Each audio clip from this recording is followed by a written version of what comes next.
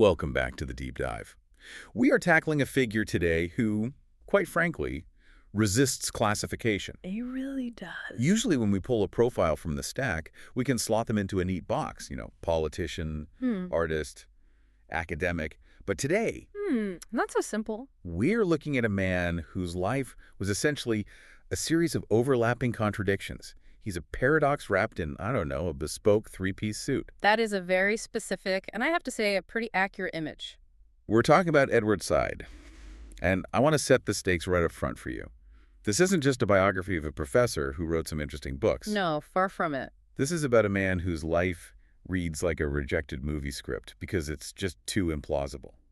He was a comparative literature titan, a concert-level classical pianist, a member of the Palestinian parliament in exile, and a media icon who was, simultaneously celebrated and reviled. All of those things at once. But beyond the resume, this is the person who fundamentally rewired how the Western world, how we look at the Middle East, at Asia, and really at the very concept of the other. I don't think it's an exaggeration to say that there is a before Said and an after Said in the humanities. That's a huge claim. It is, but it holds up. He is widely considered the father of post-colonial studies, but even that title feels a bit sterile. He was a disruptor. A disruptor, I like that. He took the dusty, leather-bound traditions of Western academia, and he shook them until the binding cracked. I mean, he forced an entire civilization to look in the mirror and ask, why do we see the rest of the world the way we do? And why does that view always seem to benefit us? And that, right there, that is the mission for this deep dive. We're going to unpack how one man used literature, literally, reading novels like Jane Austen and Joseph Conrad, to dismantle centuries of imperial mindset. We're working from a really detailed biographical and academic record here. It covers his life, his work, the controversies, everything. So we have a massive stack of sources here, and we're going to need to pull apart some of the dense theory and see how it applies to, the real world.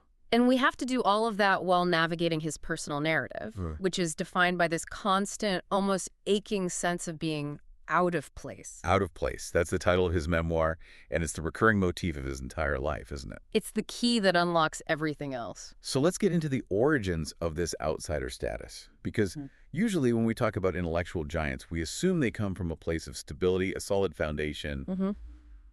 Said did not have that. Far from it. I mean, let's just start with the basics. Edward Said, born November 1st, 1935, place of birth, Jerusalem.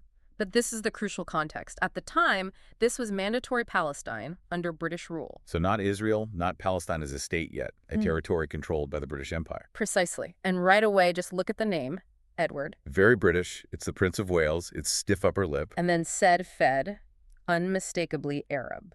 That's a clash right there in two words. He called it the name paradox. He said it was a burden he felt from day one. It wasn't just a quirky coincidence. It was a map of his family's fractured identity. So let's talk about that family. Who were they? His father, Wadi, was a Jerusalem-born businessman, a Protestant Christian. But here's the twist. He was also a veteran of the U.S. Army. Hold on, let's pause on that. A Jerusalem Arab serving in the U.S. Army in World War I. How did that happen? It's an incredible story. Wadi had spent some time in the U.S. before the war, and he ended up enlisting, serving in the American Expeditionary Forces under General Pershing in France. Wow. And because of that service, he and his family were granted United States citizenship.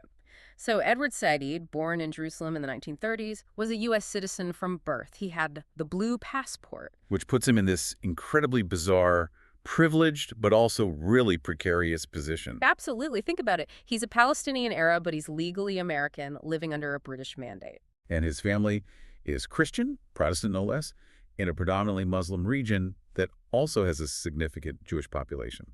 It's like he was designed in a lab to not fit in anywhere. He was an outsider in every single context he found himself in. And the geography didn't help stabilize things, from what I understand. No. The family was wealthy. His father owned a very successful stationery business, so they were part of a cosmopolitan elite. They moved pretty effortlessly between Jerusalem and Cairo. So they had a foot in both worlds. They did. But, history has a way of catching up with everyone, no matter how wealthy you are. And in late 1947, the situation in Palestine began to completely disintegrate. This is the lead up to the 1948 war, the war that Israelis call the War of Independence and Palestinians call the Nakba, the catastrophe. Precisely.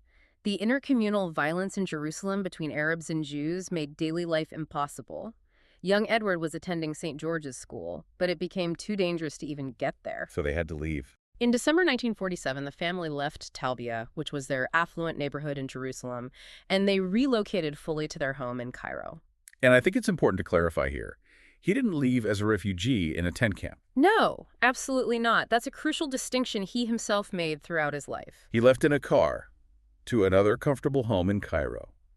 But the psychological break, the loss of home, was the same. He became an exile. That's it. Said was always very aware of his privilege compared to the hundreds of thousands of Palestinians who ended up in refugee camps. But, privilege doesn't cure displacement. The wound is still there. And in Cairo, he was thrown into another strange environment. Another colonial incubator. He was sent to Victoria College. This was known as the Eton of the Middle East. The Eton of the Middle East. So this is where the elite sent their kids. Oh, absolutely. King Hussein of Jordan went there. The actor Omar Sharif went there. It was a school designed to create the perfect colonial elite to turn young Arabs into proper British gentlemen. And based on the records, Said wasn't exactly buying what they were selling. He was a rebel. A brilliant one, but a rebel nonetheless. The sources paint a picture of a boy who was intellectually miles ahead of his peers, but was constantly described as behaviorally troublesome. What does troublesome even mean in that context? It means he talked back. He questioned authority. He didn't fit the mold of the deferential colonial subject they were trying to create, and it all came to a head in 1951. He was expelled. Expelled? Mm-hmm. The man who would go on to hold endowed chairs at Columbia and lecture at Harvard got kicked out of high school. It just highlights this incredible restlessness in his character. He couldn't conform, and this expulsion led to a really pivotal decision by his parents. What did they do?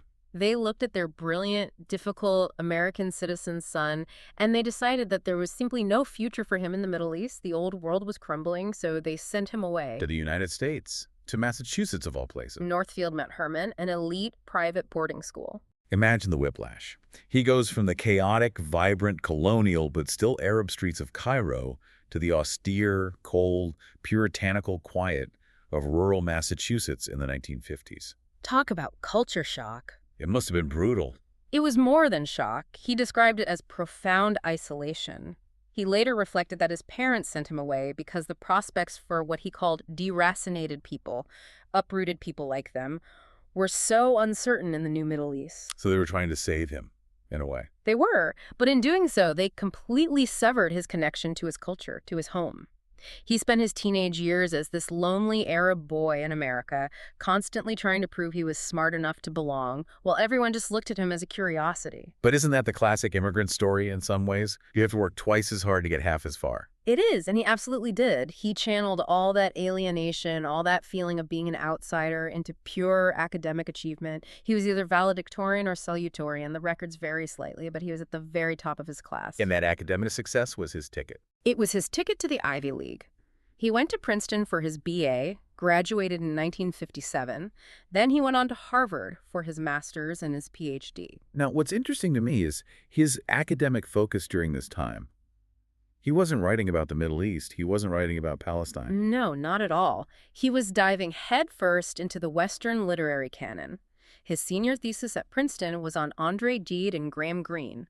His PhD dissertation at Harvard was on Joseph Conrad. So he's becoming an expert in European literature. That is the key to understanding his later power. This is so important. He didn't attack the West from the outside, shouting from the margins. He mastered its culture better than the Westerners did. He learned the rules of the game to change the game. Perfectly put. He knew their literature, their philosophy, their music, their languages, English, French, Arabic, fluently. By the time he joined the faculty at Columbia University in 1963, he was the quintessential Ivy League professor of English and comparative literature. He was an insider. He was wearing the tweed jacket. He was teaching the great books. Yes, but he was an insider with an outsider's memory, an outsider's eye. He was reading these canonical books and noticing things, patterns, absences that his white American colleagues were completely missing. Things that were invisible to them. Because it was their water, it was the air they breathed, and that slow-burning realization that he was seeing something they couldn't eventually exploded in 1978 with the publication of one of the most influential academic books of the 20th century, Orientalism. Okay, Orientalism. This is the big one. This is the main event. If you only know one thing about Edward Said, it's probably this book. But we need to be really careful here, because the word Orientalism itself is tricky. Very. Before 1978, if I said I'm an Orientalist, that was a compliment. Yeah. Right? It just meant I was a scholar of the East. Exactly. It was a perfectly respectable professional title. It meant you studied the languages, the history, the art, the culture of the Orient, which was this, very vague and sprawling term for basically anywhere from North Africa to Japan. It was seen as a neutral, scientific, academic pursuit. Yes, the pursuit of knowledge for its own sake. And Said comes along and says, neutral. There is nothing neutral about this. He completely redefined the term. He turned it inside out. For Said, Orientalism wasn't just a field of study. It was, and this is his famous definition, a style of thought based upon an ontological and epistemological distinction made between the Orient and, most of the time, the Occident. Okay, let's unpack that. That is a lot of syllables. Ontological and epistemological distinction. What does he mean by that? Okay, so ontology is the study of being, of what things are. Epistemology is the study of knowledge, of how we know things. Right. So he's saying that the West decided there was a fundamental, unchangeable difference in the very being of an Easterner versus a Westerner. And based on that difference, they created a whole system of knowledge about the East. A system of knowledge that confirmed the difference. Precisely. The West defined itself as rational, developed, humane, and superior. And to make that definition stick, to have something to compare itself to, it had to define the Orient as the opposite. Irrational, backward, barbaric, and inferior. So it's a mirror. The West looks at the East and sees everything it congratulates itself for not being. Or, and this is also crucial, everything it desires but suppresses. It's a fantasy. Said argues that the Orient that Western scholars and poets and politicians talked about wasn't a real place with diverse people. It was a caricature. It was a stage where the West could project its fears and its desires. The Orient was sensual, it was mysterious, it was despotic, it was violent, it was everything the civilized West was not. He used that famous image on the cover of the book, The Snake Charmer, by Jean-Léon Gérôme. I'm looking at it now. It's a 19th century painting. Yes. It shows a naked boy handling a snake for an audience of older men sitting against this intricately tiled wall. Yeah. And it looks incredibly realistic. The detail is photographic. And that realism is the trap. That is Said's entire point. Gérôme didn't paint a specific moment he witnessed. He pieced it together in his Paris studio from sketches and props. He painted a timeless, decaying fantasy. What are the giveaways? Look closer. Notice the peeling tiles on the wall. That's a classic trope. It's meant to suggest that the East is a place of ruined glory, that its best days are behind it. Okay, I see that. And notice the passivity of the audience. The men are just sitting there, mesmerized, almost lethargic. They aren't working, they aren't building, they aren't doing anything productive. They are just existing for the Western viewer's gaze. So the subtle message of the painting is, these people are lazy, they're exotic, they are stuck in the past, they're decadent. And therefore, they need us, the dynamic, modern, rational West, to come in and run things for them. It's the intellectual justification for empire. You've got it. It's the permission slip.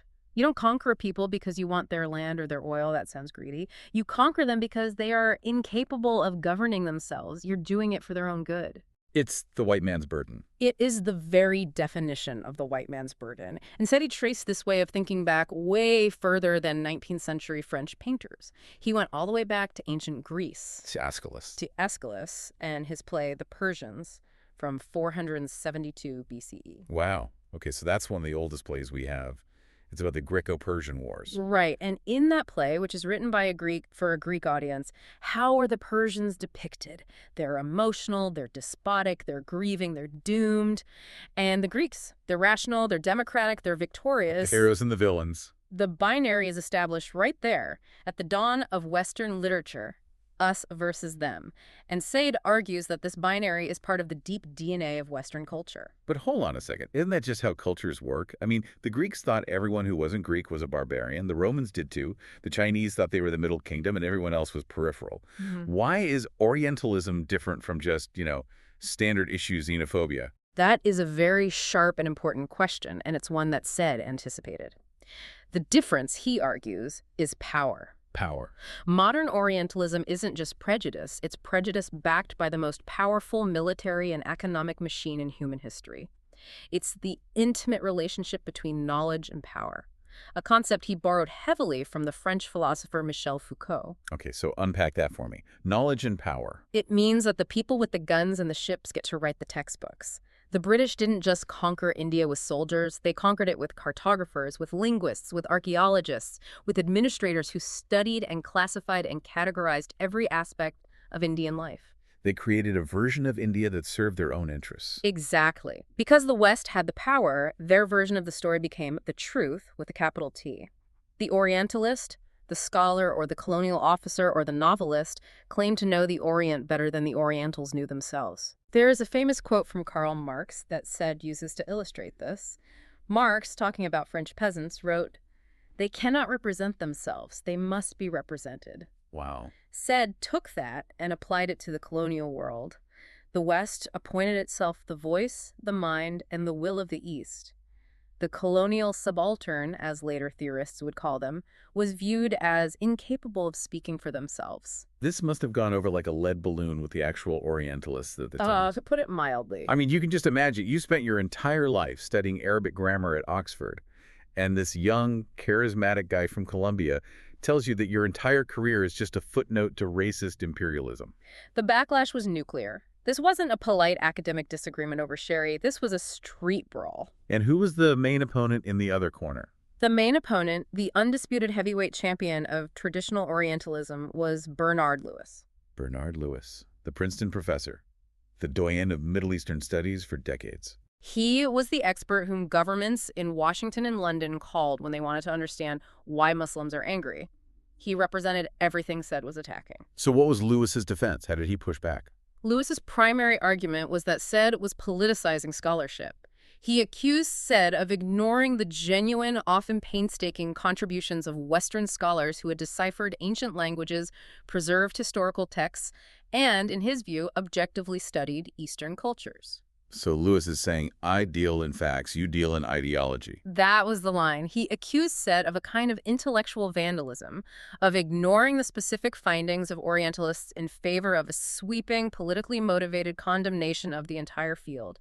He even accused Said of pollution of the mind. Pollution of the mind. That is not academic language, that's personal. It was deeply personal. Lewis also argued that Said was creating what he called a culture of complaint, where people in the Middle East could just blame all their problems, dictatorship, economic stagnation, you name it, on the West and on colonialism, instead of taking responsibility for their own societies. And what was Said's report to that? Said didn't pull any punches either. He argued that Lewis's so-called facts were always selected and framed by his pro-Western, pro-imperial assumptions. So the bias was baked in from the start. Yes. He called Lewis a perfect exemplification of the establishment Orientalist whose work was, in the end, propaganda disguised as scholarship. Said pointed out that Lewis's advice to Western governments usually seemed to align perfectly with their foreign policy goals, often involving military intervention. So Said saw him not as a neutral scholar, but as a servant of power. A servant of American and specifically Zionist power. That's how Said framed it. It was a clash of titans, and it got very ugly. It sounds like they were just talking past each other. Yep. Lewis is saying, look at the data, look at the history I've uncovered, and Said saying, but I know why you're telling the history that particular way. That is the absolute crux of the disagreement. And frankly, in the long run, Said won the war. How do you figure? Not necessarily because every historian or literary critic agrees with every single one of his points. Many don't. But he won because he completely changed the terms of the engagement. He changed the questions people had to ask. Exactly. You simply cannot write a history book about the Middle East today or curate a museum exhibit of 19th century art without addressing Said's critique. If you ignore him, you just look naive or, frankly, ignorant. He made the invisible framework visible. Yes, and it spawned entire fields of study. Hmm. Post-colonial studies as a discipline in universities basically exists because of this book. And it wasn't just limited to the Middle East, right? The outline mentions nesting Orientalisms. What is that? That's a fascinating extension of his theory. It's the idea that this hierarchy of othering doesn't just happen between West and East, it happens internally too. Like Russian dolls of prejudice. A perfect metaphor. Scholars like Milika Bakic-Hayden and Maria Todorova applied it to the Balkans. They argued that Western Europe looks down on Eastern Europe as its Orient. Then, within Eastern Europe, The more westernized countries look down on the Balkans. And within the Balkans. The northern Balkans might look down on the southern Balkans. Everyone needs someone to be their Orient so they can feel a little more Western, a little more civilized. It's the classic high school cafeteria hierarchy, but applied to geopolitics. It's cruel, but it's an incredibly powerful analytical tool. But Said wasn't done disrupting things. 15 years after Orientalism, in 1993, he dropped another intellectual brick on the accelerator: culture and imperialism. This one feels more literary to me, just from the title. Orientalism was about historians, politicians, and area studies experts. Culture and imperialism goes right after the novelists. It does, and this is where Said introduces one of his most important and, I think, elegant analytical tools: contrapuntal reading. Contrapuntal, that's a musical term, isn't it, from Counterpoint? It is, and we'll definitely get to the musical later because it's central to who he was. But yes, in music, counterpoint is when you have two or more independent melodies playing at the same time. They interact, they harmonize, they might create tension, but they remain distinct. So how do you apply that to a novel? Sider argued we should read novels the same way. We need to read the main story, the romance in the drawing room, the coming-of-age story, but we also need to listen for the quiet background melody that makes the whole story possible. And that background melody is the empire. Okay, give me an example. How do you read, say, Jane Austen, contrapuntally? Mansfield Park is his great example. On the surface, it's a classic story of a country estate, of manners, morals, and marriage plots. Right. The patriarch of the family, Sir Thomas Bertram, is a pillar of society. At one point in the novel, he leaves the estate to go to Antigua. Okay. And why does he go? To check on his plantations. And for 150 years, most literary critics just saw that as a plot device. It gets the strict father figure out of the house so the young people can get into trouble. Standard narrative stuff. But Said stops and asks the question that no one else was asking. Wait a minute. Why does he have a plantation in Antigua? Who is working there? Slaves. Slaves. Said points out with devastating clarity that the beautiful, orderly, moral life of Mansfield Park is entirely funded by the brutal, immoral, and chaotic system of slave labor in the Caribbean. You can't have one without the other. That they are inextricably linked. You cannot have the polite English tea party without the brutal Caribbean plantation. So he's not saying Jane Austen is a bad person who supported slavery. He's saying that Jane Austen and her readers took for granted an imperial system that was so vast and so profitable that it became invisible. It was just the background noise of life. The empire is the invisible foundation of the novel. That's the contrapuntal reading. And then, of course, there is his lifelong obsession with Joseph Conrad in Heart of Darkness. The ultimate novel of empire. His PhD was on Conrad. Said had a very complicated relationship with Conrad. He deeply admired the artistry of the writing, but he was absolutely ruthless in his analysis of its politics. Because Conrad is critical of imperialism, isn't he? The book is about the horror of what the Belgians were doing in the Congo. It absolutely is. Conrad shows the greed, the brutality, the hypocrisy. He exposes the horror. But, and this is Said's crucial point, Conrad still doesn't give the Africans a voice. There's just scenery. I remember from the book they're described as limbs, eyes, shadows. They don't really speak. They are props for the white man's psychological drama. Kurtz goes crazy, and the narrator Marlowe learns a profound lesson about the darkness in the human soul. But the Africans themselves are just the backdrop for this European existential crisis. They have no interior life. They are denied language. They are denied psychology. They are denied humanity. So Said argues that the novel's very structure, its very form, denies them agency. Even in a book that is actively criticizing empire, the imperial mindset dictates who gets to be a fully realized human character. Wow. That is such a powerful idea, that you could be a critic of the system and still be completely trapped inside its logic. Which is exactly what Said tried to avoid in his own life. He didn't just want to be an academic in an ivory tower pointing out flaws in old books. He wanted to be a public intellectual. And he had a very specific, very demanding definition of that role, didn't he? He laid it out in his BBC Reith lectures. He did. He said the intellectual's job is to sift, to judge, to criticize, to choose, so that choice and agency return to the individual. He didn't see the intellectual as a servant of the government. Quite the opposite. He believed the intellectual has to be an amateur, in the original sense of the word, amateur, one who does it for the love of it, not for a paycheck or to please a government or a corporation. Their job, their duty, is to speak truth to power, even when it's uncomfortable, especially when it's uncomfortable. And for him, speaking truth to power meant Above all, talking about Palestine. It was the defining cause of his public life. He said the 1967 Six-Day War was the moment that politicized him. He was in the U.S., and he felt the American media was presenting a completely one-sided, distorted narrative. What was the narrative he was seeing? That the Arabs were irrational aggressors, they were terrorists, or they were just, non-entities who got in the way of Israeli progress. He wrote a piece called The Arab Portrayed in 1968 to begin to counter that. But this is where people often get confused about Said's position. Because he was such a fierce and eloquent advocate for the Palestinian cause, people assume he was anti-Jewish or that he wanted to destroy Israel. But his actual writings are much, much more nuanced than that. So much more. He wrote a seminal essay called Zionism from the Standpoint of Its Victims. Now, just note the title. He is centering the Palestinian experience of Zionism. Right. But he isn't denying the history of Jewish suffering that led to Zionism. In fact, he explicitly acknowledged the unique horror of the Holocaust and the historical Jewish need for a safe haven.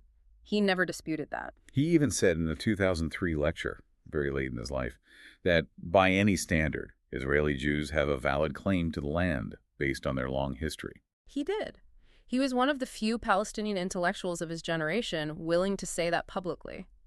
He recognized that two peoples have deep, legitimate historical connections to the same small piece of territory. So his argument wasn't that Jews should leave. No.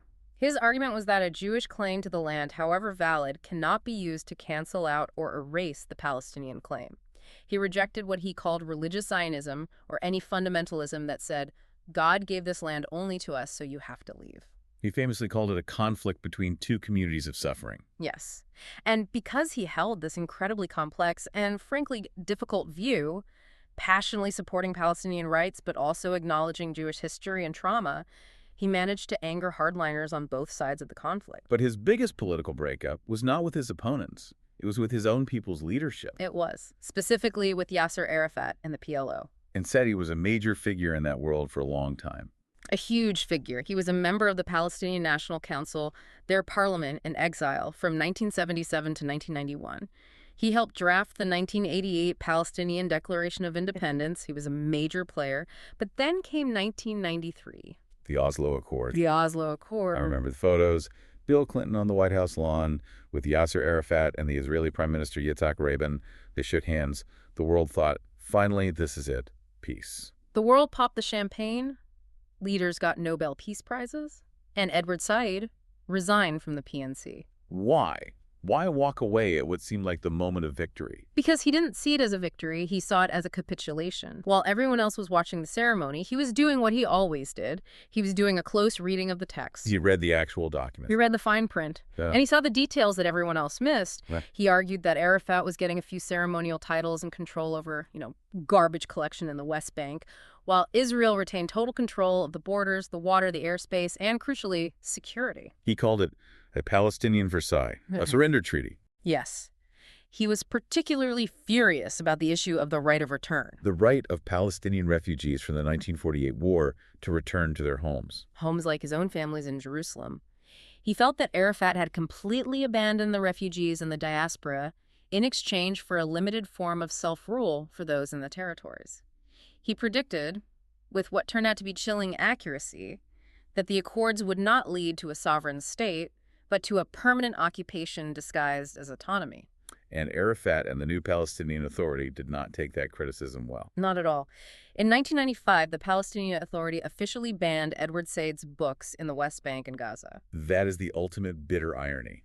The man who did more than almost anyone to put Palestine on the global intellectual map gets censored by the very government he fought for. It proves his point about the intellectual's role, doesn't it? You can't serve the government and the truth at the same time. Eventually, you have to choose. Did they ever lift the ban? They did, interestingly, in 2000. After Arafat rejected the terms offered at the Camp David summit, Said praised him for it, and his books were unbanned. But the fundamental rift remained, and his own political thinking continued to shift. How so? By the late 90s, he had completely given up on the two-state solution. Really? But that's still the standard diplomatic line for almost everyone today. He felt it was geographically and politically impossible because of the sheer number of Israeli settlements built on land that was supposed to be part of a Palestinian state. So he began arguing for a binational, one-state solution. One state for two peoples. One secular democratic state for two peoples, equal rights, one vote per person, no Jewish state, no Islamic state, just a state for all of its citizens. Which sounds idealistic and wonderful, but given the level of hatred and violence on both sides, it seems incredibly difficult to implement. Said would argue that partition had already been tried and had failed miserably, so trying to find a way to live together was the only moral and practical option remaining. But his activism wasn't always just writing essays. Sometimes it got physical, or at least photographic. We have to talk about the stone. Oh boy. The photo that was heard around the world. So to set the scene for us. It's July of 2000. Said is visiting southern Lebanon. The Israeli army had just withdrawn from the area, ending an 18-year occupation. There was a celebratory mood. Okay. Said goes to the border, the so-called blue line that separates Lebanon and Israel. And he's photographed. He's winding up like a baseball pitcher, and he throws a stone across the border toward the Israeli side. And the media went berserk. Utterly berserk. Commentary magazine ran a piece with the headline, "The Professor of Terror." The Freud Society in Austria canceled a lecture he was booked to give. It was presented as definitive proof that underneath the tweed jacket and the intellectual jargon, he was just a violent extremist. But what was Said's explanation for it? He called it a symbolic gesture. He said he was with his family, it was a moment of joy, and he threw a pebble in the direction of an empty guardhouse to celebrate the end of the occupation. He compared it to a contest of skill with his son to see who could throw farther. A contest of skill sounds a little bit... Well, that sounds a bit like spin. It does sound a little manufactured, I agree. But independent witnesses, including journalists who were there, confirmed there was no one on the other side. He wasn't aiming at a soldier, it was an act of protest, of symbolism. Still, Columbia University had to step in. What does his employer say? They investigated and ultimately issued a statement saying that while his actions were incautious, they were protected as a form of free expression. They defended his academic freedom. It's amazing to think that a professor of literature could generate that much political heat. But then again, the FBI clearly thought he was a person of interest. This is one of the most fascinating details to emerge after his death. The FBI had a file on him, and it started all the way back in 1971. They tracked him for decades. What were they looking for? Were they looking for bomb plots or secret meetings? This is the incredible part. They were looking at his reading lists.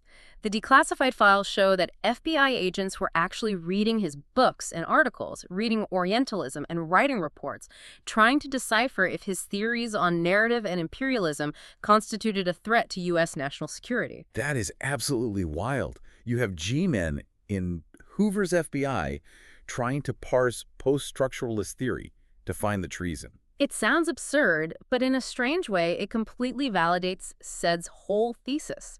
The government understood that ideas are power. They understood that challenging the fundamental narrative of Western innocence and superiority is a threat to the establishment. They were right to be worried, in a way. He was undermining their moral authority with every book he wrote. So we have the scholar, the activist, the political dissident, the target of surveillance. But we are missing a huge piece of the puzzle, the piece that in some ways ties it all together, the thing that kept him sane. Music. The music. Yes. And this isn't just a side hobby. You cannot understand Edward Said without understanding that he was a concert pianist-level musician. He practiced for hours every single day of his adult life. He wrote brilliant music criticism for The Nation magazine. He wrote 4 books on music. And this connects all the way back to that word we used earlier when we talked about his literary criticism. Counterpoint. Exactly. In Western classical music, think of a Bach fugue or a Beethoven symphony. Counterpoint is the art of combining different independent melodic lines. They each have their own integrity. They might even be dissonant for a moment, but they weave together to create a complex, unified, and beautiful whole. They don't erase or destroy each other. And he applied this musical idea to politics and culture. He did, profoundly. He believed that cultures shouldn't be silos clashing with each other in a zero-sum game. They should be contrapuntal. The Israeli narrative and the Palestinian narrative are 2 distinct melodies. They should exist in the same space, interacting, challenging each other, but ultimately sharing the land, creating a more complex harmony. He didn't want one voice to drown out the other. He wanted a polyphony. A polyphony, that's the perfect word. And he didn't just write about this idea, he built it, he made it real. The West-Eastern Divan Orchestra. One of the most beautiful and hopeful cultural projects of the late 20th century. He co-founded it in 1999 with his best friend, Daniel Barenboim. Barenboim, the celebrated Israeli conductor and pianist. Yes, an Israeli Jew and a Palestinian Arab, two giants in their fields, best friends. They decided to create an orchestra made up of young musicians from Israel, Palestine, Syria, Lebanon, Egypt, and Jordan. Kids who were literally raised from birth to hate and fear each other. And they put them in a room together in Seville, Spain. They gave them stands and sheet music. Made them play Beethoven. And Wagner and Brahms. And it wasn't about holding hands and singing Kumbaya. It was about intense professional discipline. What do you mean? In an orchestra, you have to listen to the other player to make the music work. It's a non-negotiable requirement. If the Israeli oboist doesn't listen to the Syrian flutist, the chord is out of tune, the symphony falls apart. It was a practical, grueling workshop in coexistence. A model for the world he wanted to see. It's his most tangible, living legacy, especially because he was doing all of this, his most intense work, while he was dying. That's the tragic backdrop to his most productive years, isn't it? It is. In 1991, he was diagnosed with chronic lymphocytic leukemia. He lived with it, fighting it, for 12 years. And he didn't slow down.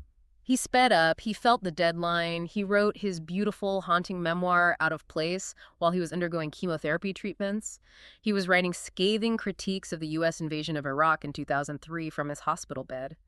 Just months before the end, he published an essay called Resources of Hope. He passed away on September 24th, 2003 in New York. And he was buried in a Protestant cemetery in Lebanon. Not in Jerusalem, which he could never return to, but in the region. A final return to the East, even if he remained in some ways an outsider to the very end. So looking back at this massive, complicated life, what is the final verdict? Did he win? I mean, the Middle East is still in chaos. The othering of different groups seems worse than ever in some ways. In terms of day-to-day politics, he died a frustrated and often disappointed man. The situation in Palestine got worse after his death, not better. But in the world of ideas, he won. He absolutely won. You cannot uncork the bottle he opened. The ideas are out there. They're everywhere. The term Orientalism is now a standard concept in our language. We are, as a culture, so much more aware of how media and scholarship can shape our view of foreign cultures. But there is a danger in his legacy, too, isn't there? The culture of complaint that Bernard Lewis warned about. There is, and it's a real one. Sometimes people misuse Said's ideas as a blunt instrument to shut down any and all legitimate criticism.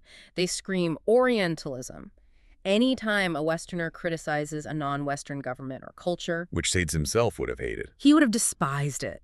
He was a fierce critic of everyone, especially Arab dictators and corrupt regimes. He didn't want immunity from criticism for the East. He wanted equality of analysis. He wanted the same critical standards applying to everyone. So after this whole deep dive, what does this leave us, you and me, and everyone listening, with today? I think it leaves us with a profound challenge. There's a concept developed by the historian Lorenzo Camel, which builds directly on Said's work. It's called Biblical Orientalism. Biblical Orientalism. What's that? It's the idea that we continue this tradition by simplifying complex peoples and political situations into ancient religious caricatures to make them easier to digest. We turn modern political actors into biblical figures. We see this every single time we turn on the news. Every single day. And Said's final, enduring lesson is to resist that simplification at all costs. He asks us to look at the other, whether that's a Palestinian, an Israeli, a rural American voter, a Chinese factory worker, whoever it is for you, and refuse to see them as a symbol. Refuse to see them as a problem to be solved or a type to be categorized. See them contrapuntally, as another equally valid melody in the song. Precisely. And so, if we accept Said's fundamental premise that we construct the other through stories and art to make ourselves feel superior or safer, the question we have to ask ourselves tonight is a deeply uncomfortable one. What is that question? Who is your Orient today? Who is the group of people that you have decided is irrational, backward, and dangerous so that you can feel rational, modern, and safe? Because whoever they are, you're probably wrong about them. That is a question that requires a lot more than an hour to answer, but it's exactly the right one to end on. Indeed it is. Thank you for listening to The Deep Dive. Keep reading and keep questioning. And keep listening for the counterpoint.